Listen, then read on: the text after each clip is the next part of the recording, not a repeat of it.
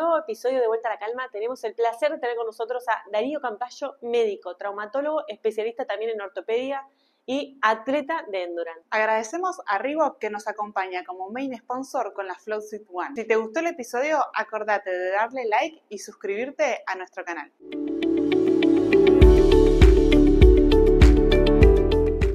David es traumatólogo, especialista en ortopedia, también es atleta de deportes de endurance, corres, ahora nos vamos a contar un poquito, hacer triatlón. Sí.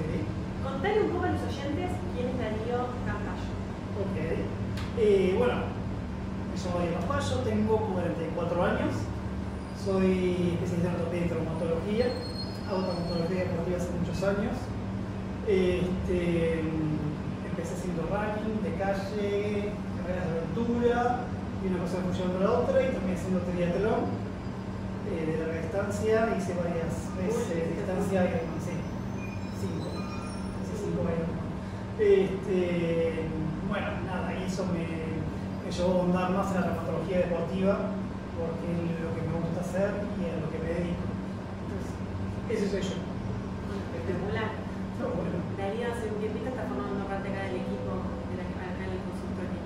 Darí, algo que a mí siempre se me pone también en jaque, lo hemos charlado con algunos otros médicos, pero en el rubro más de medicina clínica, ¿qué tan saludable es correr para el cuerpo, no? Estamos adaptados para correr maratones, para correr ultramaratones, y no solo hablando de correr la maratón, sino toda la preparación que implica a nivel articular y, bueno, nada, traumatológico para el cuerpo. Te mate, ¿no? Tremendo. Empezamos con todo.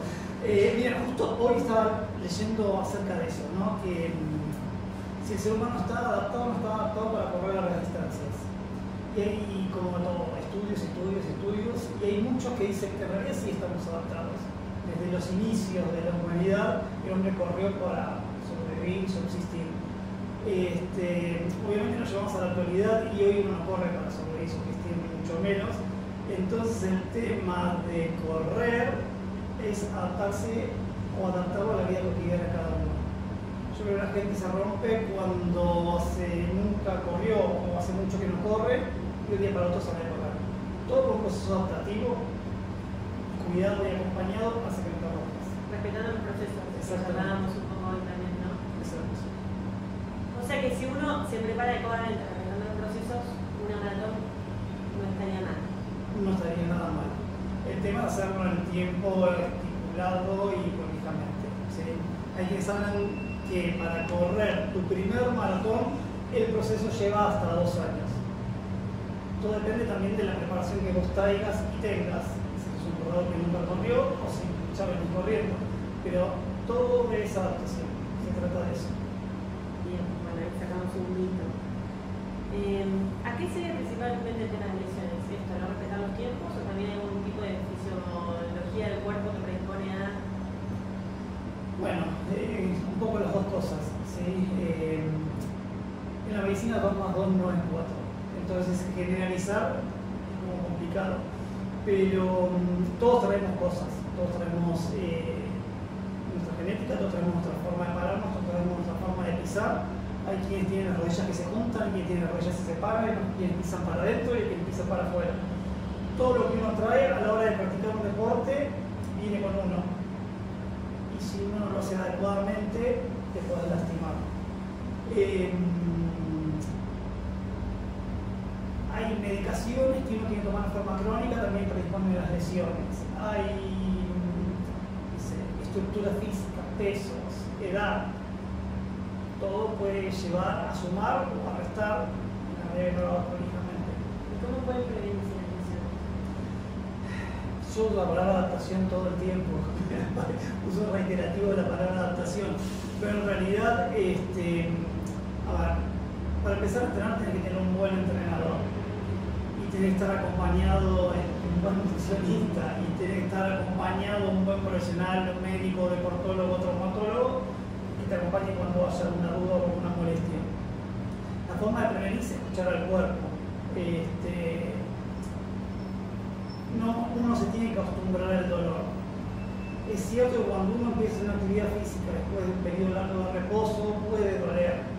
Los músculos duelen cuando se adaptan, cuando lo fuerzan. pero hay dolores que tienen que ir cediendo a medida que uno va evolucionando en la actividad física y no persistir o aumentar. Entonces una forma de prevenir es estar atento a todo, a cómo piso, cómo salto, cómo caigo, cómo me siento después de correr, cómo me siento durante la actividad física, qué hago antes, qué hago después, cuándo descanso. Es como que es multifactorial la forma de prevenir lesiones. ¿Y cuáles son las principales lesiones que ocurren en el running? Las más típicas, ¿no? Las más Lo más frecuente que aparece es la fascitis plantar ciega, como el común denominador de toda persona que empieza a correr. Hasta que el pie se adapta o uno aprende a usar el calzado adecuado, el pie es el primero que se queja. Y de ahí para arriba, pie, tobillo, rodilla, siempre el tren inferior es lo que más se queja y se manifiesta. Después dependerá de qué tipo de entrenamiento o qué tan preparado uno está, pero el entrenamiento de running de calle suele ser monótono desde el punto de vista del impacto. Son superficie dura, son superficie constante, y esa monotonía del entrenamiento puede hacer que se lastime. ¿Cambia la lesión que ocurre o que frecuenta el running con respecto al trail o no? Sí y no. A ver, el otro día más o menos habíamos hablado, o lo habíamos mencionado, habíamos hablado un poco de esto. Les a los oyentes que nos dio un ateneo a todo el equipo de NDA Darío hace un mes y hablamos un poco de todo lo que son las lesiones. Exacto. Y a ver, lo cierto es que la mayoría de los que hacemos running o trail running vivimos en zona urbana. Entonces el entrenamiento habitual, por lo menos que corremos después en la montaña, lo hacemos en la calle. Y eso hace que las lesiones se parezcan un montón. Si viviéramos y entrenáramos en la montaña y corriéramos en la montaña, ahí cambiaría mucho la estadística del tipo de lesión. Porque el terreno es otro, es mucho más técnico y las rodillas se lastiman o se quejan más, los tobillos se doblan. Pero a grandes rasgos, todo lo que es tendinopatía y sobrecarga es el común denominador en todos los tipos de running. ¿Y qué tal, estoy yendo un poco de lo que me va surgiendo la pregunta, qué tan efectivo es? Porque yo me acuerdo cuando empecé con, por ejemplo, fascitis plantar, que una de las recomendaciones que me daban, hablaba con el profe de la triatleta, y así empecé con el tría. ¿Por qué no haces entrenamiento cruzado? La reducción un poco de impacto. Entonces, ¿qué tan efectivo es ese concepto? Es decir, bueno, entrenar cruzado para no usar siempre los mismos músculos, usar otros y no terminar sobrecargando fatiga. Todo lo que evite la sobrecarga o la fatiga está buenísimo. La verdad es eso. Cuando uno empieza a hacer determinada cantidad de deporte y la carga de entrenamiento empieza a aumentar, se empieza a sobrecargar las articulaciones o los tendones o la parte muscular. Y una forma de no parar ante un indicio de sobrecarga o de lesión incipiente es cambiar el grupo muscular. Entonces, si estoy empezando a tener una molestia en la cadera anterior de la tibia que podría desencadenar una periostitis, mientras voy tratando esa posible periostitis y no dejo de entrenar, lo puedo cambiar por esa bicicleta de cadera cerrada y la tengo impacto. Nadar. Entonces uno hace actividad física lo mismo, no perdés ni psicológicamente esa fuerza y ese envión que tenés, pero estás haciendo descansar la zona que está un poco inflamada como esta. Y tampoco bajar tanto la masa muscular. Exacto. Un mínimo nivel de actividad. Claro, pero lo más importante justamente es eso, porque cuando uno para, lo primero que hace es perder masa muscular. Que ahora todo se lleva a eso, ¿no? A parar lo menos posible. Exacto. Cuando yo empecé a estudiar en mi residencia era duele yeso, duele botaboca, duele 2 o 3 semanas de reposo. Claro, cuando le sacás el yeso o le sacaste la botaboca no tiene gemelo. Mi hermana se lesionó, se quebró la pierna. Sí, la pierna. Claro. O las lesiones también de ligamento. Totalmente. El tema es que, a ver, no quiere decir que hay lesiones que no hay que inmovilizarlas. De hecho, sí hay lesiones que no van a zafar de la inmovilización. Habrá que recuperar después la masa muscular perdida. Pero no se inmoviliza todo.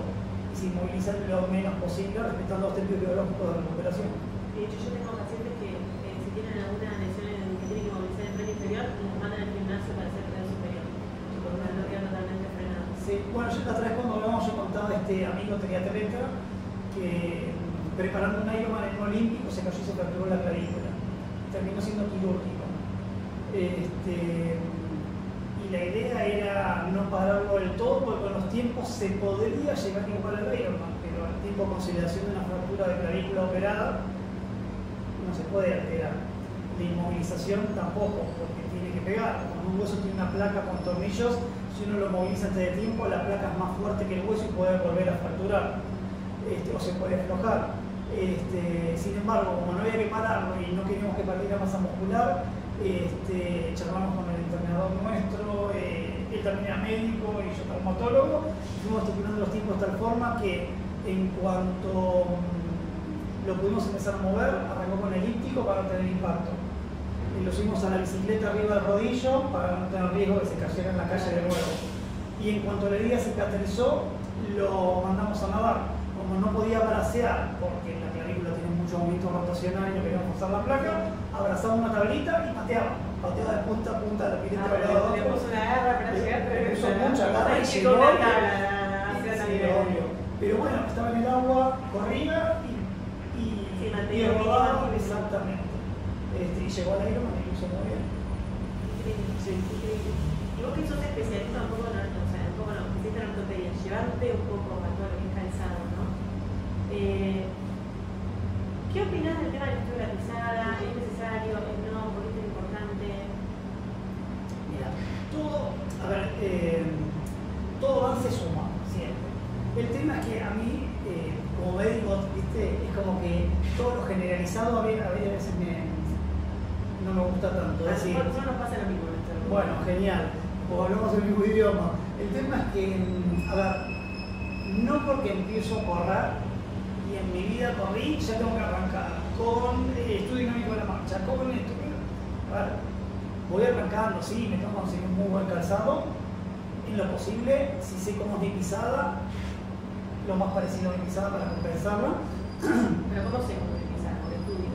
Sí, en realidad cualquier médico traumatólogo que te vea sabe cómo es tu pisada y de hecho cualquier ortopedista o cualquier entrenador te va a orientar para la compra de las primeras zapatillas de running. Y si no tenés quien te oriente, haces el estudio dinámico de la pisada. A mí como médico me gusta que las ortesis plantares o las plantillas las indique un médico y que después el estudio dinámico de la marcha, el estático de la pisada, lo que sea, complemente para la mejor confección de la plantilla. Pero me gusta que la indicación sea médica. No me gusta que se generalice. Empezás a correr, vení que te hacemos plantillas. Capaz que no necesitas plantillas. La plantilla no deja de ser una ortesis, que es un complemento, que es algo que va a ayudar a tener mejor equilibrio, a descargar, a equilibrar a muchas cosas. Pero no deja de ser un dispositivo que altera tu biomecánica. La altera favorablemente cuando tiene una indicación clara y concisa. Si soy un pronador severo y los pies se me van para adentro, y sí, antes de tener una lesión o sobrecargar la cara interna de la tibia, hacer una periostitis fácil plantar o un síndrome femoropatelar, claro que me conviene tener las plantillas. Cuando empieza a haber dolor, ahí conviene hacer. Exactamente. Cuando uno empieza a correr, dolores adaptativos vamos a tener. O son unas articulaciones que empiezan a enfrentarse a los estímulos que antes no tenían. Pero va pasando el tiempo, sigo corriendo, empiezo a tener dolores que se suman en vez de irse, bueno, ahí empecemos a estudiar de qué se trata todo. Entonces, ahí me parece que es el buen momento para hacer el estudio dinámico de la pisada y incluso también estático y ver si necesitas ortesis o no. Cuando empieza a haber dolor. Exactamente, para prevenir o tratar una lesión. No es un requisito sine qua non hacerse un estudio para empezar a correr. Sí, como que a veces pasa en el running que uno se mete en lo que hacen todos. Exactamente. Exacto. Última pregunta que paso a la verdad, sí, volviendo a esto de las pisadas para que no pase tanto por alto, sino que queremos desarrollarlo un poco más. Sí. Contá qué tipo de pisadas puede haber. Ok. Triturador, suspirador, neutra, como para que la gente entienda. Perfecto. Ya, pues entramos en un malo. Claramente son tres pisadas. neutra, que es lo más, valga la redundancia, lo más neutro, es decir, el tobillo está alineado, la pierna está alineado al piso, ¿cierto? Y después, según el grado de inclinación que tenga la pierna con respecto al apoyo plantar, se irá para adentro o se irá para afuera. Cuando se va para adentro se llama pronación, cuando se va hacia afuera se llama supinación. Después vamos a hablar de grados. Dice que más o menos 3 grados es una pisada neutra igual. Cuando son más de 3 grados a 10 grados hacia adentro es un pronador moderado, leve. Y si se va más de 10 grados es un pronador severo o hiperpronador. Por el otro lado, supinación. Y puede pasar, yo hablaba con un paciente, puede pasar que haya una pierna que prone y la otra que no. Totalmente. Que tenga que usar solo plantilla en una y otra que no. ¿Cómo se hace eso? Ahí te cuento. El tema es así, no somos simétricos. Bajo ningún punto de vista somos simétricos. Y la forma de pisar es totalmente particular de cada uno. Hay forma de pisar como cantidad de corredores y formas de correr. A veces podemos tener una simetría muchísimo más marcada producto de la secuela de una lesión que pasó desapercibida y que uno viene arrastrando una forma de correr. Yo particularmente no gasto las zapatillas ni de forma pronadora ni supinadora. Vos mirás mis zapatillas y decís, este clavo tiene una pisada neutra. Sin embargo, cuando empecé a hacer las lesiones de osteoperistitis, este inicio de estudio dinámico de la marcha y salió que en determinada parte de la pisada prono y en despegue supino. Entonces nada, hice una plantilla adecuada por un profesional que se dedica a eso, que estudió mis cargas y descargas y cómo mi pie distribuía las presiones y anduve bien. Ahora, la mayoría del porcentaje de corredores son pronadores, leves a moderados, y no todos necesitan plantillas. Pero cuando la pronación es muy severa, que es notoria, que se van los tobillos adentro cuando corren, a la larga empieza a traer molestias o dolores porque el cuerpo está absorbiendo el impacto de alguna forma. Pero estamos pensando. Exacto. La pronación leve es hasta un proceso propio y adaptativo del cuerpo de absorber el impacto cuando uno corre. Es decir, uno no pisa de forma estática, pisa y hay una pequeña pronación que es fisiológica, por decirlo de alguna forma. Sin embargo, cuando eso es notorio, severo, empieza a generar dolor, empieza a compensar y ahí empieza a aparecer los dolores. Exactamente. Bueno, gracias Darío, le vamos a pasar la palabra. Bueno, Darío, yo me quiero adentrar un poco más en el tipo de entrenamiento para evitar lesiones, tanto tu mirada como profesional como corredor. ¿Vale? Sabemos que el corredor de calle le cuesta mucho el tema de entrenar en el gimnasio, ¿no? Como que uno prefiere salir a la calle. obvio. Y sin entrar en calor y sin nada. Exacto, es como salgo a hacer el fondo y... Puse las tapas y salí a correr. Exacto, es lo que suele pasar. ¿Qué consideras vos con respecto a lo que es el entrenamiento del gimnasio? ¿Es un aliado? Sí. Sí. Yo creo que hoy te puedo confirmar que es indispensable. Así como hace un rato dije que el estudio dinámico de la marcha no es indispensable para empezar a correr, te digo que el entrenamiento de fuerza sí es indispensable para correr y no lesionarte. Ejercitar y más si haces un entrenamiento de fuerza orientado a tu deporte. Es fundamental, prevenir lesiones, mejorar la movilidad, te ayuda a sostener en kilómetros y en el tiempo una misma pisada o zancada, por decirlo de alguna forma. Yo me acuerdo hace un tiempo, yo cursé la carrera de especialista en medicina del deporte. No terminé de decir que hice la tesis para ser un deportólogo, pero la cursé toda. Y me acuerdo que tenía un entrenador que cuando nos hablaba de fuerza, un profesor que era entrenador, cuando hablaba de fuerza él decía que cada centímetro cuadrado de músculo ganado es lo que te iba a sostener en el tiempo para mantener la fuerza de impacto de cada pisada en una carrera. Yo decía, y cuando me acuerdo cuando lo dijo, dije, claro, es obvio, pero es fabuloso escucharlo y entenderlo. ¿Entendés? Mientras uno más fuerte se vuelve, no se vuelve más pesado. Estás protegiendo cada una de tus articulaciones y estás ayudando a sostener una postura una determinada cantidad de tiempo y así te cuidas más. bueno, ahí me das el pie para la siguiente pregunta, que era, muchas veces el consultorio nos preguntan si van al gimnasio si tienen que hacer más fuerza, o sea, levantar más peso y hacer menos repeticiones o al revés, ¿no? Más repeticiones, menos fuerza. ¿Qué es lo que vos recomendás como médico y difiere eso de lo que es el corredor de montaña al corredor de calle? ¿Necesitas más desarrollo de masa muscular desde tu opinión para una disciplina para la otra? ¿O es lo mismo? No es lo mismo. A ver, apoyo otra vez. Es decir, cuando uno hace carreras de larga distancia, todo el peso que uno tenga de más, todo el peso que uno tenga, no necesariamente más, todo el peso que uno tenga es el peso que uno va a transportar con determinada cantidad de tiempo. Si yo, a igual masa muscular y a igual masa adiposa, en porcentajes, pero si yo peso, estructurado, o sea, si yo peso 80 kilos, muscularmente hablando, o peso 67 kilos, y la relación músculo-hueso está bien, es mucho menos peso el que voy a tener que transportar durante mucho tiempo y mis articulaciones van a tener que soportar. ¿Se entiende? Yo siempre digo lo mismo cuando hablamos con mi nutricionista en su momento cuando iba a preparar mi primera Ironman. La idea era llegar lo más flaquito posible. Primero flaquito por lo flaquito en sí.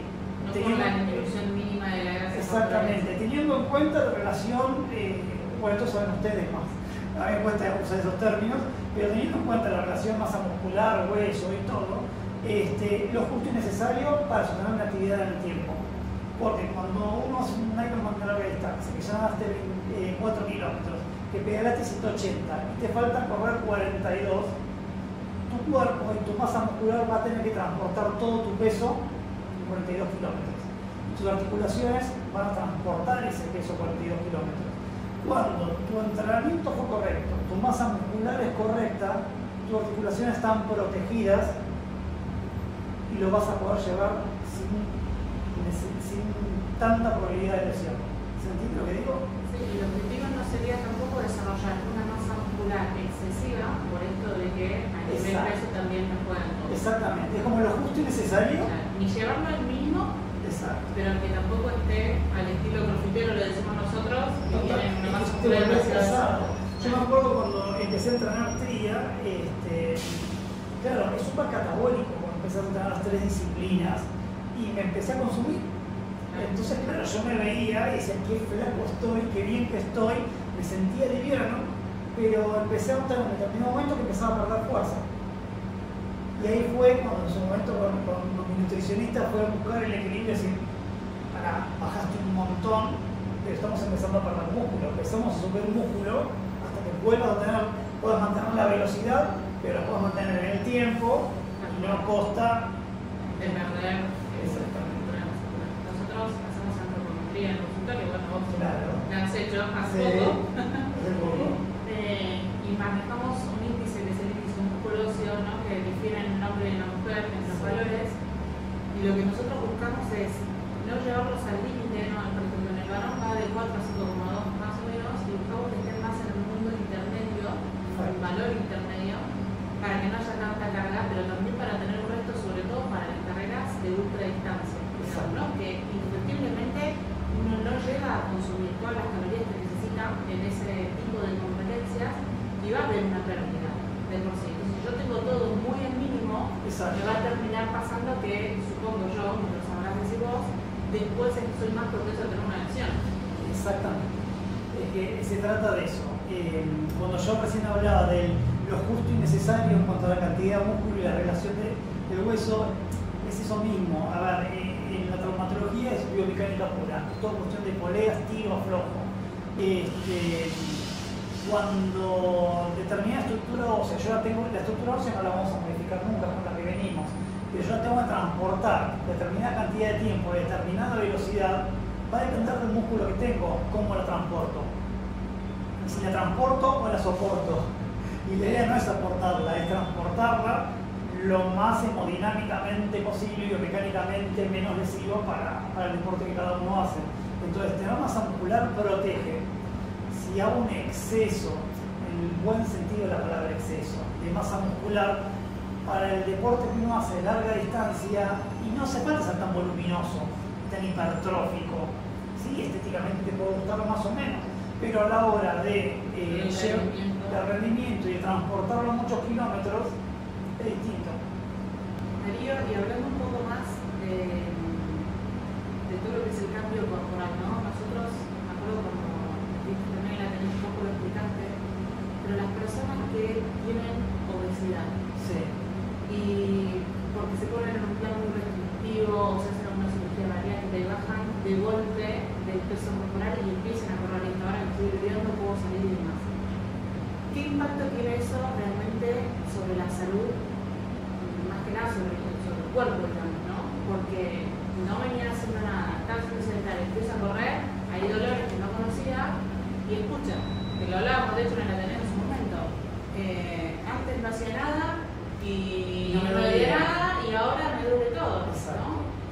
Sí, es un capítulo nuevo ese ahora, desde que hay tanto descenso de peso abrupto, está tan de moda también el running. Está buenísimo que haya descenso de peso, está buenísimo que haya running, pero volvemos a lo que hablábamos hoy al principio, en forma progresiva y adaptativa. Una persona que nunca en su vida corrió, porque tenía mucho sobrepeso o era obesa, y por suerte pudo descender de la forma más saludable posible, por más crecido rápido, pero de una forma saludable siempre.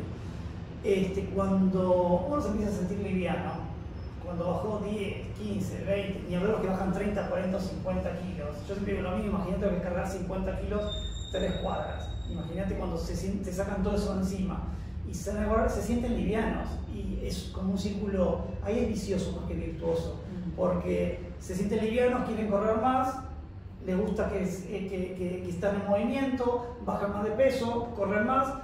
Y lo que hablamos el otro día es que el músculo es como el tejido blando que tenemos que más rápido responde al entrenamiento.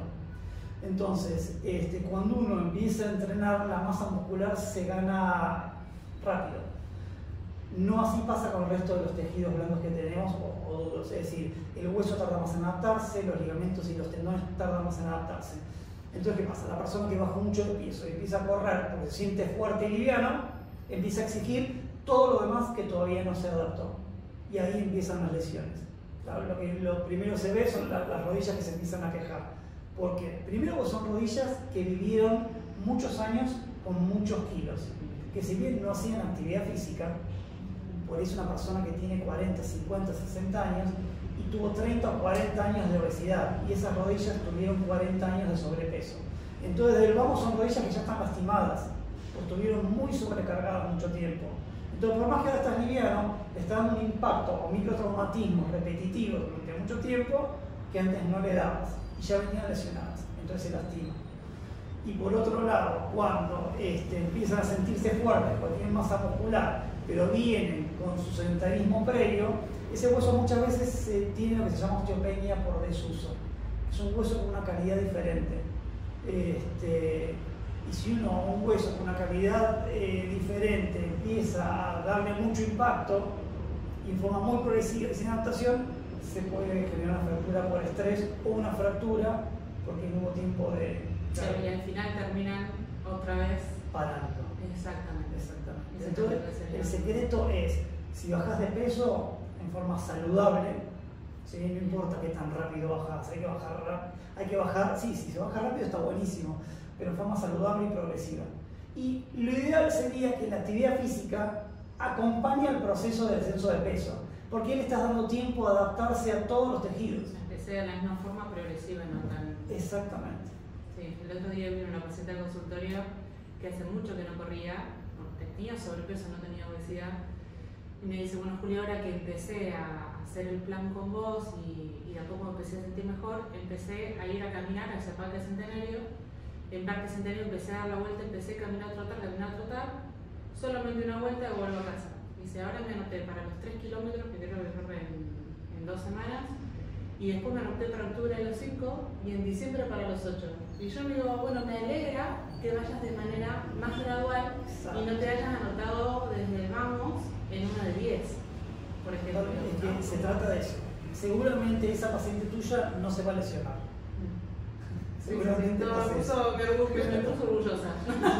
Está buenísimo. A mí muchas veces me pasa que todo lo contrario, yo vine al consultorio lesionados, a traumatólogos ya vienen lesionados, es como que después con el tiempo, cuando ya conoces al paciente y vuelven a uno, ahí acompañas en el proceso de recuperación, pero al principio ya lo conoces cuando hizo casi todo mal o se lastimó. Y muchas veces pasa que viene esta gente que empezó a correr y viene con toda esa ansiedad y toda esa fogosidad de que conoció el running y vos decís, bueno, nada, tenés una periostitis, hay que parar, no darle impacto. ¿Cómo que no puedo correr? Pero tengo que hacer los 15K Digo, pero ¿hace cuánto tiempo corres? No, corro hace 3 meses. ¿Y cuántos años tenés? 30. Tuviste 30 años sin correr 15K. Podés esperar un par de semanas más, volver en forma progresiva y después puedes hacer 42. Es de vuelta de manera progresiva y que después lo puedas sostener. Si no, vas a tener que parar antes de poder hacerlo. Exactamente. Bien. ¿Cuáles son las consecuencias físicas de la sobrecarga del entrenamiento? A ver, a nivel articular, la sobrecarga, siempre el resultado de la sobrecarga va a ser una lesión. La verdad es eso. Y va a depender de qué es lo que estemos sobrecargando. Pero a nivel de corredor, siempre la sobrecarga es a nivel articular. Empezamos a tener lesiones osteocondrales, fracturas por estrés. Siempre yo no quiero generalizar ni dar un mensaje de esto se hace así, porque como dije antes, la medicina 2 más 2 no es 4. Pero habitualmente la molestia que uno tiene cuando está entrenando, si uno entra en calor y la molestia se va, habitualmente uno puede seguir con el entrenamiento. Pero uno tiene que estar atento cuando uno entra en calor y el dolor persiste o aumenta. Justamente hay que parar y hay que consultar. Porque habitualmente la parte ligamentaria, cuando está un poco sobrecargada, si uno suele estar en calor suave y la circulación responde, puede hacer. Pero la parte ósea, si entra en calor y empieza a doler, es porque el impacto no lo está tolerando. Y a nivel óseo puede generar una fractura por estrés. A nivel cartilaginoso puede producir lesiones osteocondrales. Todo lo que es lesiones de tejidos más duros lleva muchísimo más tiempo de recuperación y de parar. Fisiológicamente hablando, podemos echarle un poco la culpa a la circulación que tiene ese tipo de tejidos. Como tienen menos circulación, tarda más en cicatrizar, como título. En cambio, las partes blandas suelen tener mejor irrigación y responden más rápido. Pero lo cierto es que también generan dolor más rápido uno las detecta antes. El tema es lo mismo, a no acostumbrarse al dolor. Porque si uno acostumbra al dolor y no le da importancia, ahí viene la lesión. La sobrecarga de entrenamiento no solo se da por hacer doble o triple turnos en todo como está acostumbrado, sino también puede deberse a estar siempre, en el caso del corredor, entrenando o corriendo en zonas altas de entrenamiento. Sí. A ver, en realidad sobrecarga esto es mucho de todo. Y todo lo que es un exceso y no está controlado va a terminar en una sobrecarga. Hemodinámicamente hablando, circulatoriamente hablando, podemos hablar de zonas. En cuanto a nivel de articulaciones y músculos, vamos a hablar de superficies. Y todo lo llevamos a volúmenes de entrenamiento. Y si no se hace en forma controlada, lastima. Darío, ahora entrando un poco más en la parte personal tuya, ¿cómo ha sido tu experiencia como corredor? ¿Por qué empezaste este tipo de disciplina y qué tipo de competencias has realizado? Mira, yo empecé ya hace muchos años. Lo cierto es que cuando uno estudia medicina y cursa la carrera y hace su residencia, es como que la medicina a veces no es tan sana. Como cuando uno la vive internamente, la carrera no es tan sana como lo es la medicina. Entonces yo me acuerdo que terminé la carrera de medicina fumando y con sobrepeso y siendo sedentario. Y en la medida que uno va avanzando en la formación, uno va teniendo más tiempo también para parar, detenerse y darse cuenta de qué se trata todo y decir, no, pará, esto no es lo que quiero para mí. Entonces dije, yo no quiero fumar, no quiero llegar a determinada edad fumando, no quiero ser sedentario y no quiero estar sobrepeso. Entonces empecé a correr. Dije, ¿qué puedo hacer para dejar de fumar? ¿Qué puedo hacer para dejar de peso? Bueno, consulta nutricional por un lado y consulta con un entrenador por otro. Y empecé primero de forma recreativa. Me acuerdo, esto fue hace mucho tiempo, en serio, pero todavía me acuerdo del primer día que corrí 6 kilómetros sin parar, me sentía el corredor número 1. Y cuando logré hacer 6 kilómetros y me sentía bien, dije, uy, voy por tanto, y voy por tanto. Y me acuerdo incluso cuando hice mi primer media maratón, que hoy miro el tiempo y digo, fue un desastre, pero no, fue hermoso, fue el proceso de hacerlo fue genial y la satisfacción de cruzar el arco. Y después, bueno, como todo, cuando uno hace las cosas de forma prolija y bien y va resultados y te sentís bien, que es un poquito más y vas probando.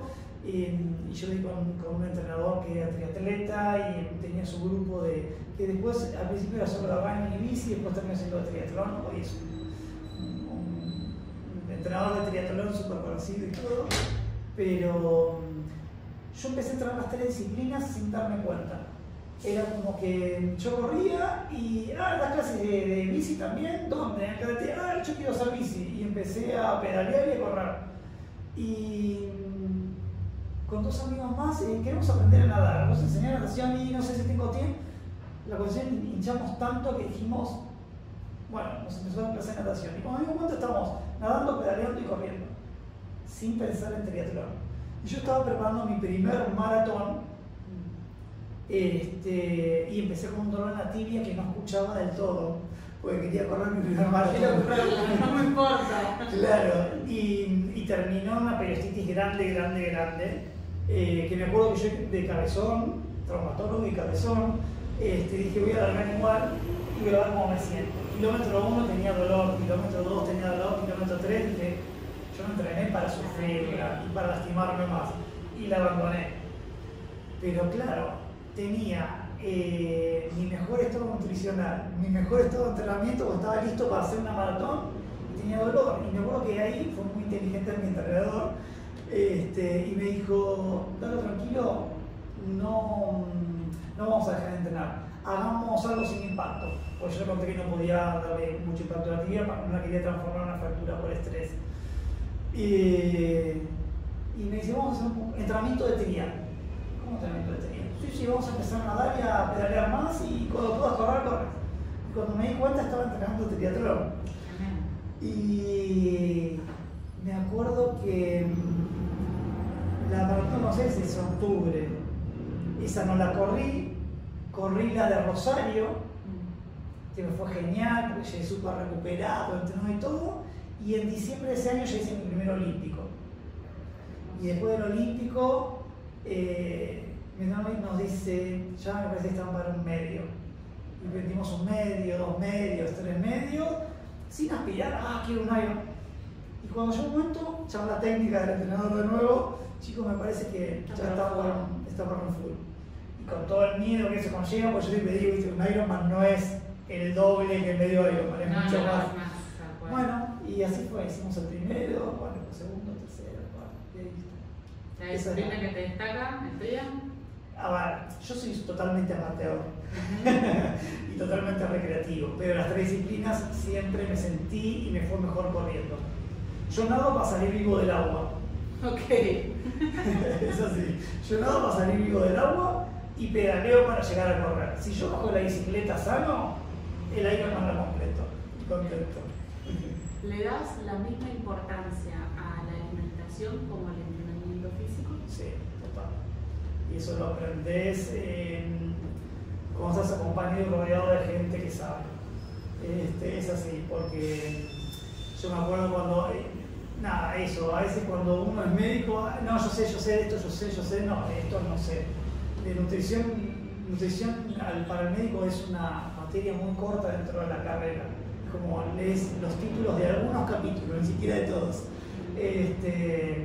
Y a medida que te adentras en el deporte de manera seria, te das cuenta que sos totalmente, no me sale la palabra, es un desconocimiento ignorante, no sería. Sos un ignorante en el tema. Y a mí me pasaba, por ejemplo, que en determinada cantidad de tiempo en la bicicleta o en el running yo me empezaba a calentar. Yo decía, empezaron los perritos. Y un dolor en los cuerpos, pero me acalambraba de una forma terrible. Y en la época que yo empecé a entrenar, casi no existían acá en Argentina las cápsulas de sal. Me acuerdo que mi nutricionista en el momento me hacía agregar la cantidad de sal de un blister de café aspirina en medio de claro, que le cambiaba el sabor a todo. Y la primera vez que fui a hacer un Ironman afuera y descubrí que existían las cápsulas de sal, casi me muero de la felicidad. Pero bueno, ¿a qué voy con todo esto? Que siempre acompañado de gente que sabe y te controla y te enseña, no te lastimas. Cuando uno hace un triatlón de larga distancia, un full, si no te hidratas correctamente, si no comes antes, durante y después correctamente, es difícil que lo completes, que llegues a hacerlo, que llegues a lograrlo y que no te lesiones en el camino. Esa es mi humilde opinión al respecto. Bueno, Darío, muchísimas gracias. Gracias por haber participado de este podcast con nosotros.